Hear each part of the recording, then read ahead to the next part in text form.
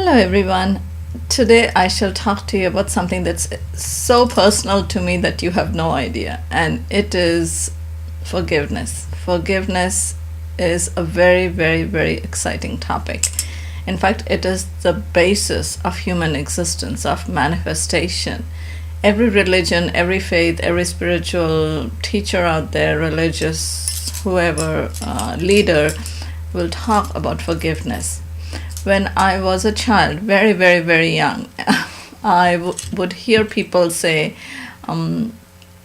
just forgive. Or they would say, forgive and forget. And you keep hearing this on one side where people keep telling you, forgive and forget. And then on the other side, you hear people say, well, I can forgive, but I can't forget. And I would wonder, like, there was something that was missing. Either the saying was wrong or the people who were saying it were wrong. And I'm like, people can't be wrong. I mean, they know what they feel. If they feel they can forgive and still they can't forget, then it's true. Why would they lie? But then the ones who came up with the saying, forgive and forget, couldn't also be lying. So what was it that was missing in between the two? So this is what came up for me, is that I started practicing on my own. I was a child, but still I used to think, what is it that makes someone upset? It is because they are in pain and they cannot see someone else's point of view. So there is another saying, and I love a language where there are so many sayings. There's a saying that if the shoe fits, wear it, or if the hat fits, wear it, or if you step into someone else's shoes, or see the world through their eyes. And I would literally, as a child, you take on all the information literally. Everything you hear is, yes, this is true for you. And being a somnambulist, like, I would take in information either way, whether it was inferentially spoken or literal. I would just took it in and I ran with it, and which I still do today. So I said, okay, so let me step into their shoes, wear their hat, see through their eyes. And I would think, well, they are right where they are. Whatever they did is justified. But not to the person who is playing victim and feeling that they have been wronged and they are in the middle of the pain. So you can't go and preach to someone who is hurting and bleeding badly. But as an observer from the outside, if you look at it, sure, you can do it. And when I started doing that, I started understanding. And once I could understand really, I accepted the situation. I accepted the person. And when you understand and you can accept it, you can forgive. You can. I have done it. And I know many people have. And when you can forgive, guess what happens after that? There is love. There is eternal, unconditional, infinite love. And all this love is self-love. And when there is self-love, this love that we share with the rest of the people in our world, becomes who we are. We become love. We personify love. So by the time I was 35, I was not mad at anyone anymore. I had forgiven everyone and I had forgiven myself, and I would walk away, I would move on. And people would not be okay with me moving on. People would not be okay with me being happy. In fact, a friend of mine once told me, stop playing the martyr.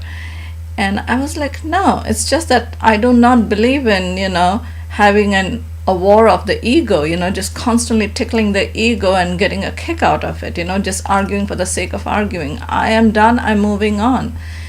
And whenever there's the clash of the ego, whenever there's a battle between ego, the only one who wins is the mediators and the medicators. And the people who medicate are like the pharmaceutical companies and the druggists and the pharmacists and the doctors, and they just keep taking pills to numb their pain. The situation does not change, but they stop feeling the pain and they become okay with it.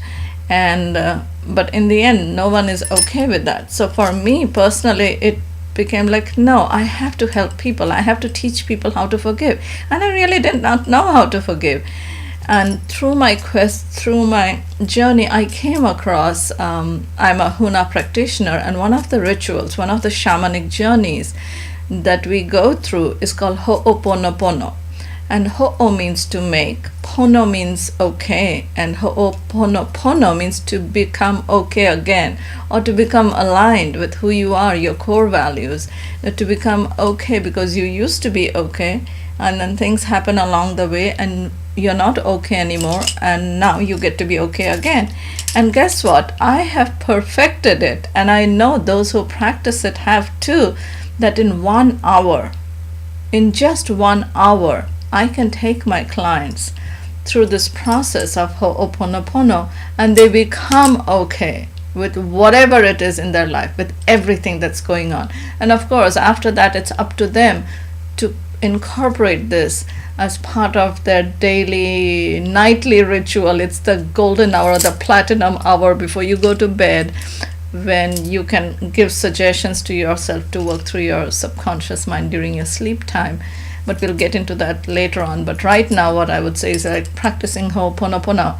Initially, when a practitioner has taken you through that process, and then you do it every night. It takes 5 to 7 minutes, but once you get it done, you're done for that night.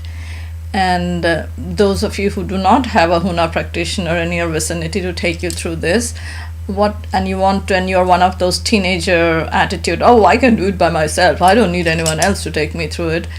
This is what I will tell you. It'll take time. It won't get done in an hour, and you have to, forbear, forgo, and eventually forgiveness will follow. It's that simple. It takes time, but you can do it. But if you want to get it done faster, then just go find someone who will take you through the process. I hear people say, yeah, I know huna, yes, I know ho'oponopono, I do the mantra every day.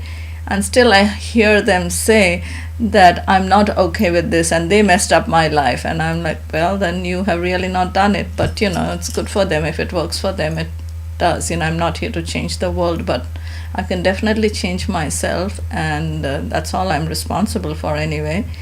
And those who come to me, I can help them. So I will leave you with this. Thank you very much. Take care. Love you and aloha.